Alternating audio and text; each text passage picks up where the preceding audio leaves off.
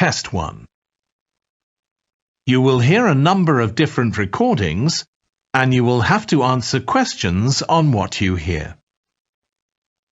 There will be time for you to read the instructions and questions, and you will have a chance to check your work. All the recordings will be played once only. The test is in 4 sections. At the end of the test, you will be given 10 minutes to transfer your answers to an answer sheet. Now turn to Section 1.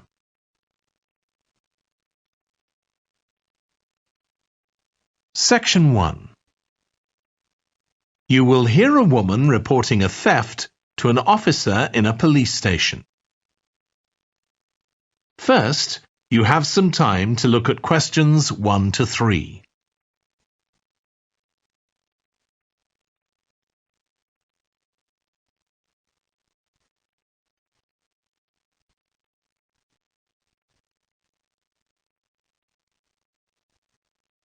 You will see that there is an example that has been done for you. On this occasion only, the conversation relating to this will be played first. Good morning. What can I do for you? I want to report a theft. I had some things stolen out of my bag yesterday. I'm sorry to hear that. Right, so I'll need to take a few details. Can I start with your name? Louise Taylor. The woman's name is Louise Taylor. So Taylor has been written in the space. Now we shall begin. You should answer the questions as you listen because you will not hear the recording a second time. Listen carefully and answer questions 1 to 3. Good morning. What can I do for you? I want to report a theft. I had some things stolen out of my bag yesterday. I'm sorry to hear that. Right, so I'll need to take a few details. Can I start with your name? Louise Taylor. Okay, thank you. And are you resident in the UK? No, I'm actually Canadian, though my mother was British. And your date of birth? December 14th, 1977. So you're just visiting this country? That's right. I come over most summers on business. I'm an interior designer, and I come over to buy old furniture. Antiques, you know? There are some really lovely things around here, but you need to get out to the small towns. I've had a really good trip this year, until this happened. Okay. So you've been here quite a while? Yes, I'm here for 2 months.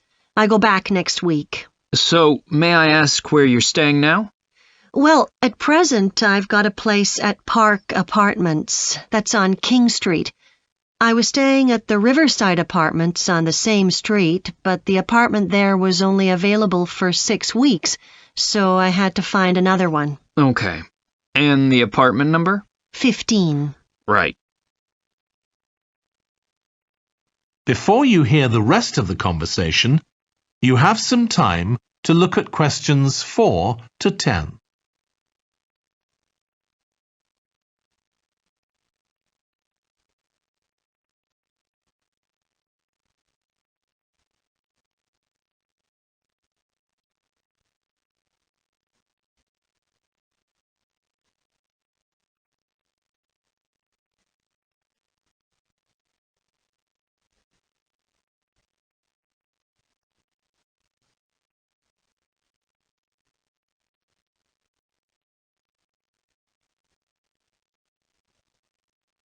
Now listen and answer questions 4 to 10. Now, I need to take some details of the theft. So, you said you had some things stolen out of your bag? That's right. And were you actually carrying the bag when the theft took place? Yes, I really can't understand it. I had my backpack on, and I went into a supermarket to buy a few things, and when I opened it up, my wallet wasn't there. And what did your wallet have in it? Well, fortunately, I don't keep my credit cards in that wallet. I keep them with my passport in an inside compartment in my backpack, but there was quite a bit of cash there, about £250 sterling, I should think.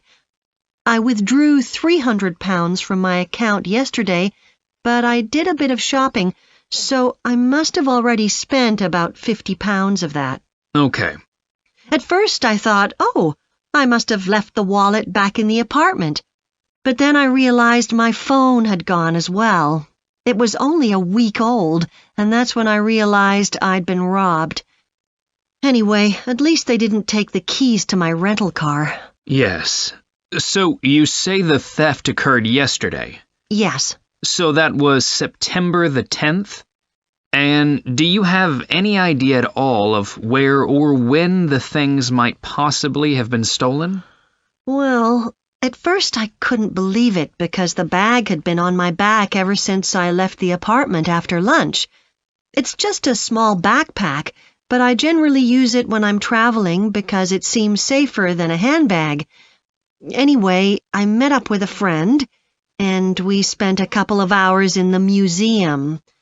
But I do remember that as we were leaving there, at about 4 o'clock, a group of young boys ran up to us, and they were really crowding round us, and they were asking us what time it was.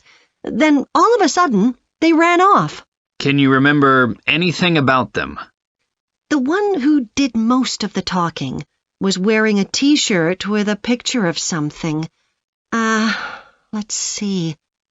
A tiger. Right. Any idea of how old he might have been? Around 12 years old?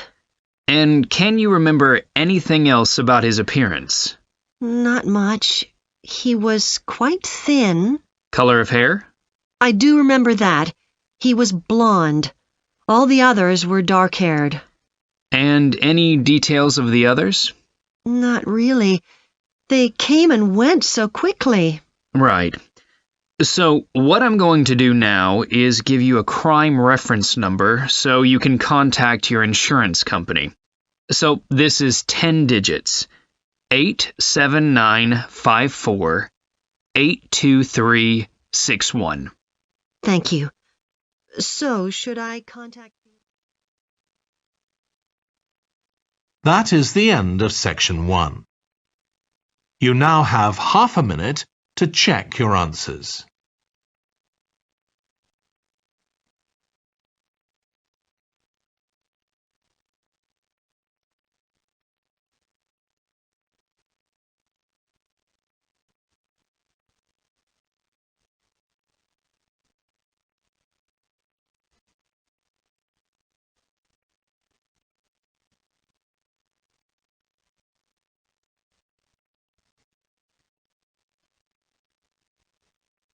Now turn to section 2. You will hear a manager giving a welcome talk to a group of apprentices who are starting their training at the company. First, you have some time to look at questions 11 to 14.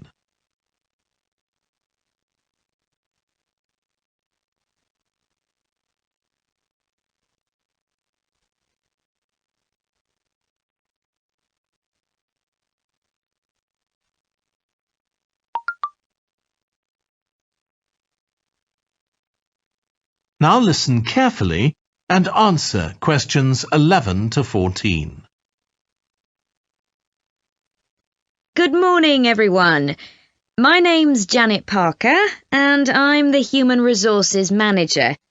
We're very happy to welcome you to your new apprenticeship.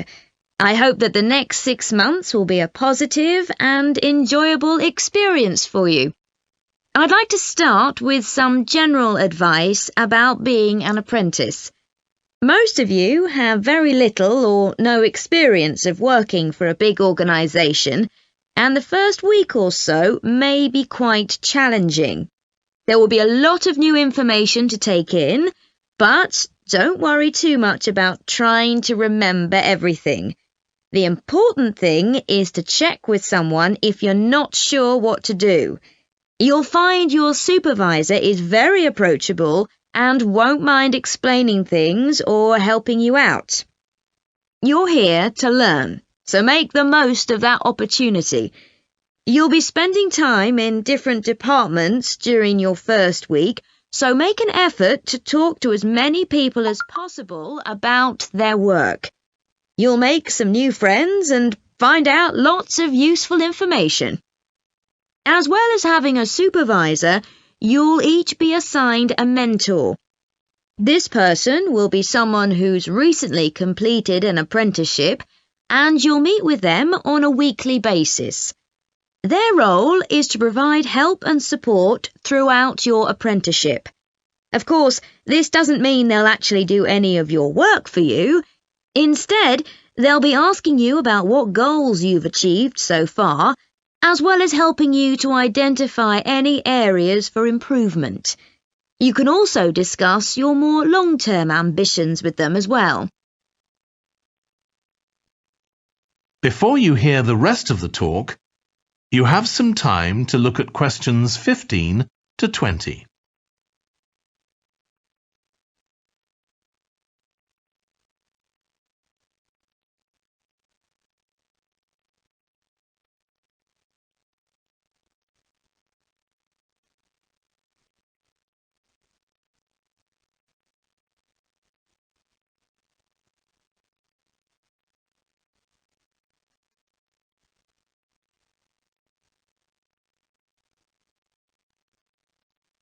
Now listen and answer questions 15 to 20.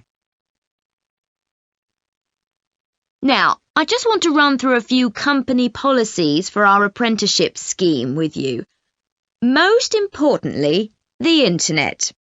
As part of your job, you'll be doing some research online, so obviously you'll have unlimited access for that.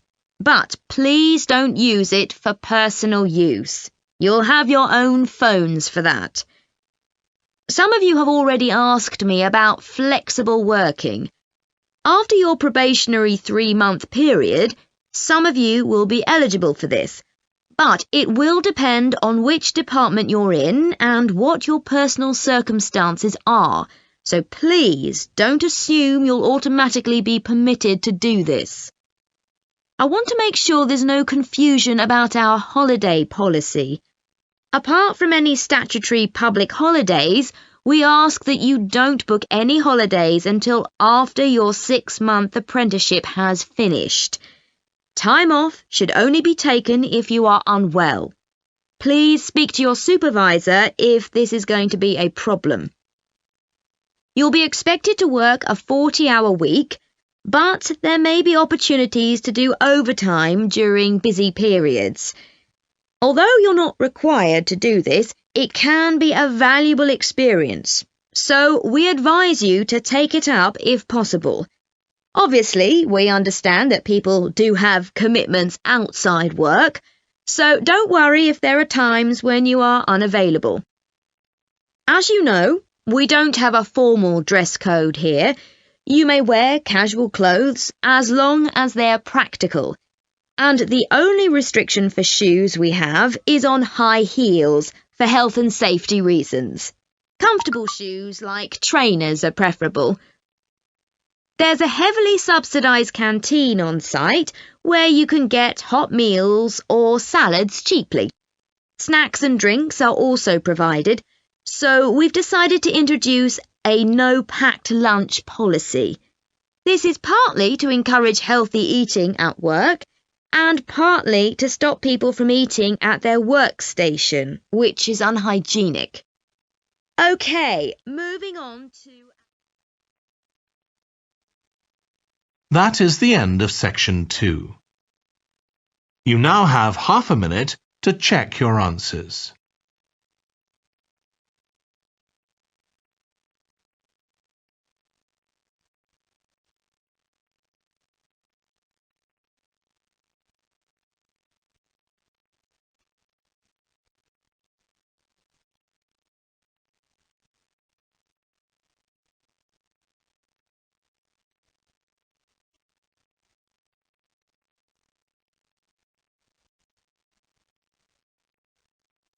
Now turn to Section 3.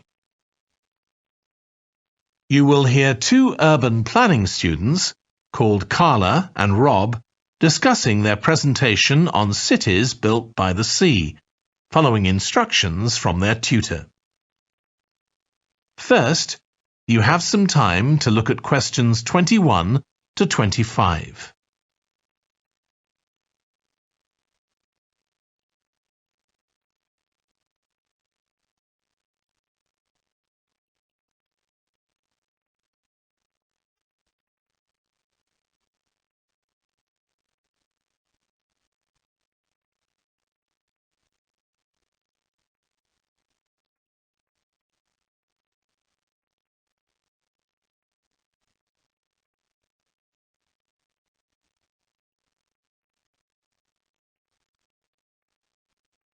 Now listen carefully and answer questions 21 to 25. Okay, so what I'd like you to do now is to talk to your partner about your presentations on urban planning. You should have done most of the reading now, so I'd like you to share your ideas and talk about the structure of your presentation and what you need to do next. OK, Rob, I'm glad we chose quite a specific topic, cities built next to the sea. It made it much easier to find relevant information. Yeah, and cities are growing so quickly. I mean, we know that more than half the world's population lives in cities now. Yeah, though that's all cities, not just ones on the coast. But most of the biggest cities are actually built by the sea. I'd not realised that before. Nor me.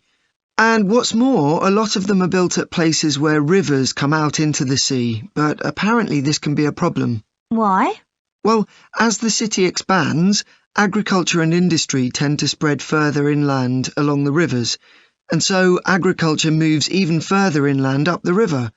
That's not necessarily a problem, except it means more and more pollutants are discharged into the rivers. So these are brought downstream to the cities? Right. Did you read that article about Miami on the east coast of the USA? No. Well, apparently back in the 1950s, they built channels to drain away the water in case of flooding. Sounds sensible. Yeah, they spent quite a lot of money on them, but what they didn't take into account was global warming.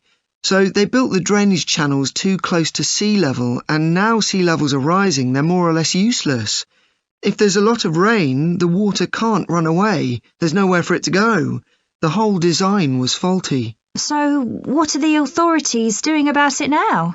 I don't know. I did read that they're aiming to stop disposing of wastewater into the ocean over the next 10 years. But that won't help with flood prevention now, will it?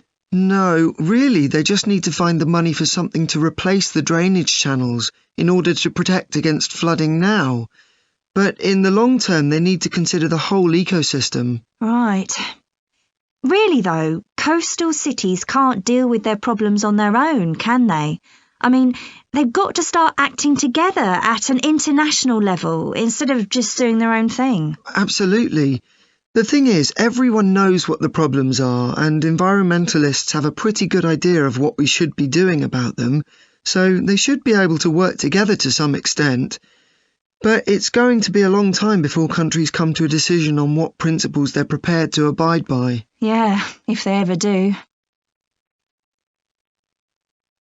Before you hear the rest of the discussion, you have some time to look at questions 26 to 30.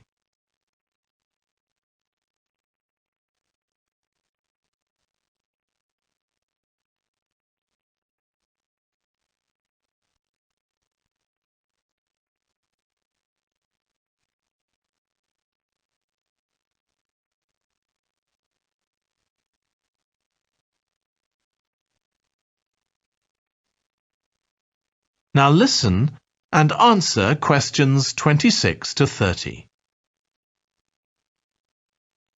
So, I think we've probably got enough for our presentation. It's only 15 minutes. OK, so I suppose we'll begin with some general historical background about why coastal cities were established. But we don't want to spend too long on that. The other students will already know a bit about it. It's all to do with communications and so on. Yes. We should mention some geographical factors, things like wetlands and river estuaries and coastal erosion and so on. We could have some maps of different cities with these features marked. On a handout, you mean? Or some slides everyone can see? Yeah, that'd be better. It'd be good to go into past mistakes in a bit more detail. Did you read that case study of the problems there were in New Orleans with flooding a few years ago? Yes, we could use that as the basis for that part of the talk. I don't think the other students will have read it, but they'll remember hearing about the flooding at the time. Okay. So that's probably enough background.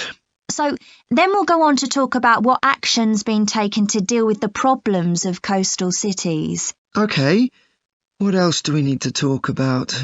Maybe something on future risks, looking more at the long term if populations continue to grow? Yeah, we'll need to do a bit of work there. I haven't got much information, have you? No, we'll need to look at some websites. Shouldn't take too long. OK. And I think we should end by talking about international implications. Maybe we could ask people in the audience. We've got people from quite a lot of different places. That'd be interesting, if we have time, yes. So now, shall we go on? That is the end of section 3. You now have half a minute to check your answers.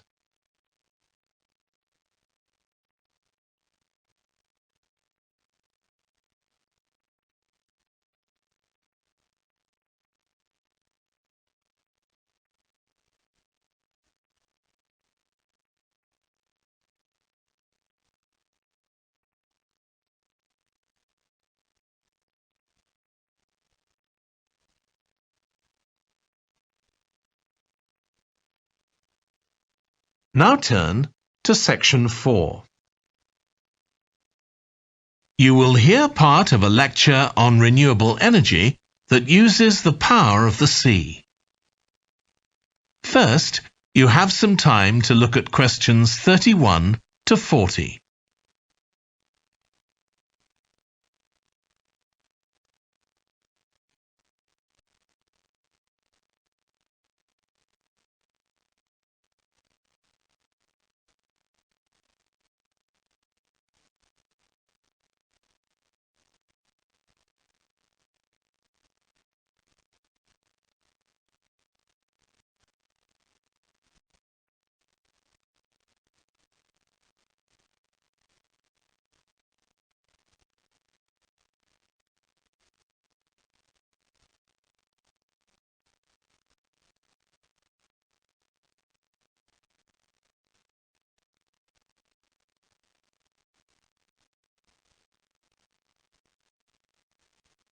Now listen carefully and answer questions 31 to 40.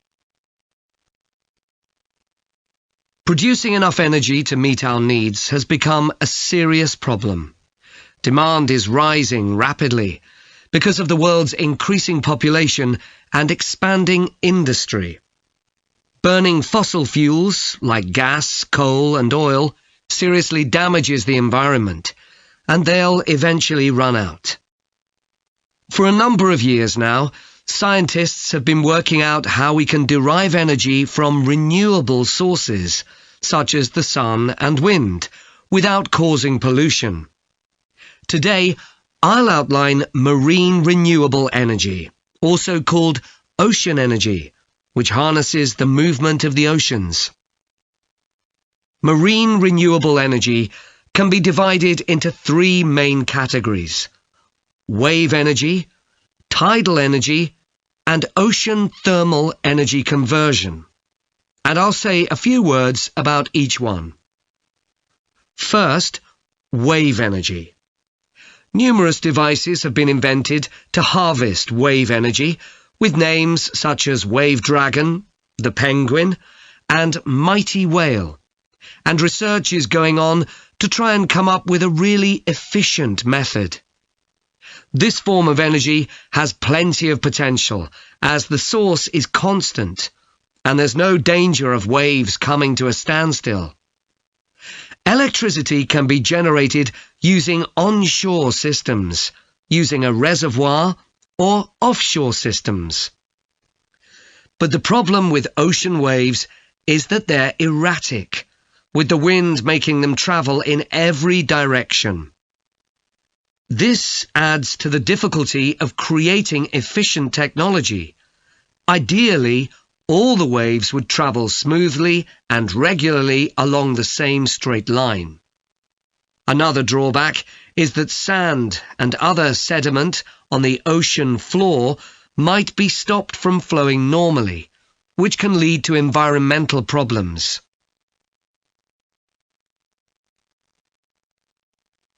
The second category of marine energy that I'll mention is tidal energy. One major advantage of using the tide, rather than waves, as a source of energy is that it's predictable. We know the exact times of high and low tides for years to come. For tidal energy to be effective, the difference between high and low tides needs to be at least 5 meters. And this occurs naturally in only about 40 places on Earth.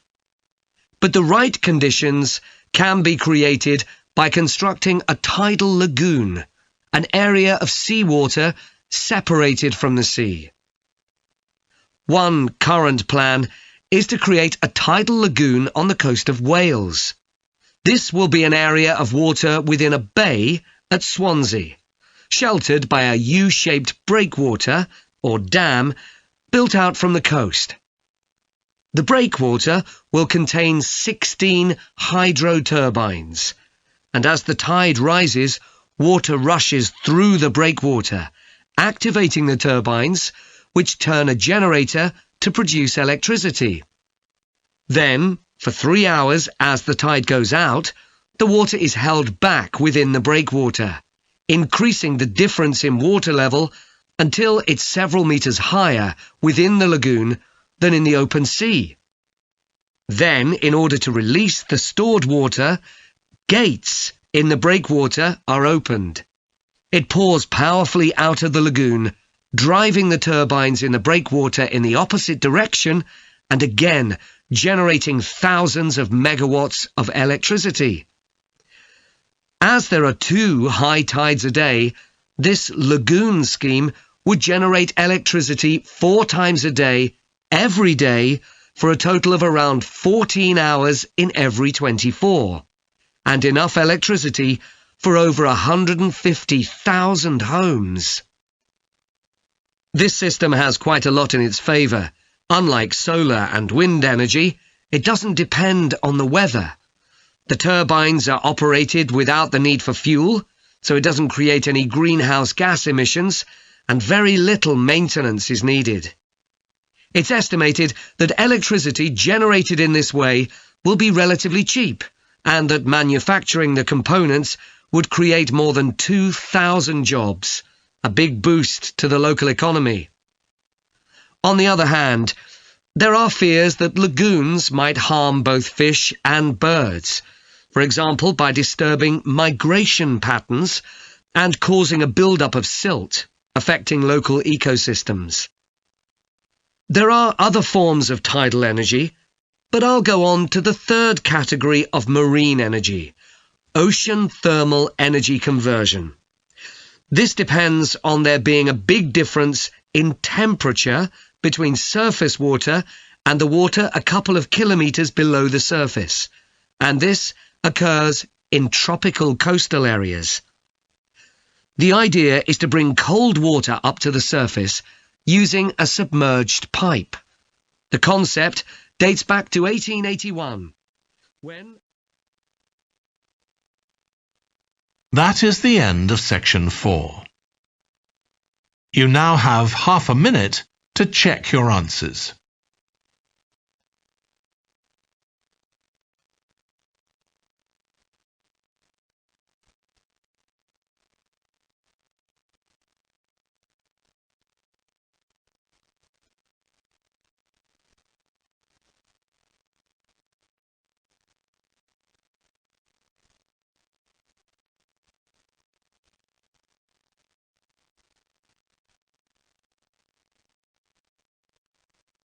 That is the end of the listening test.